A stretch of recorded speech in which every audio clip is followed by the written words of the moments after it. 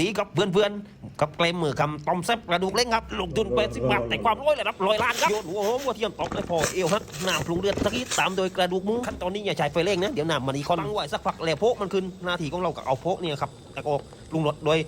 คาโน่กอนเกลือน้ำตาลทรายฮีดีดครับฮัลโหลแหละที่มันหอมนะ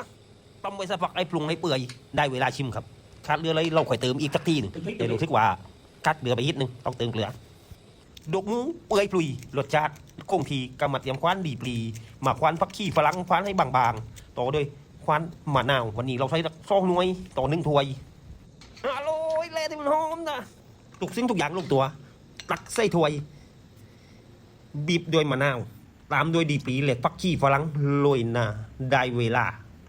กับแกล้มมือคำอันสุดพิเศษมือนี้ลงทุนด้วยกระดูกหมู80 บาทแต่รสชาติที่เราหลังสั้นเองทำเองเหมือนได้กินกับเกลมบนร้านอาหารภัตตาคารอันเหลือรู้มากับเพื่อนๆเมื่อคำตีเล่นเล่าเป็นได้ต่างกับข้าวและก็เป็นได้ต่างกับเกลมต้มแซ่บกระดูกหมูครับ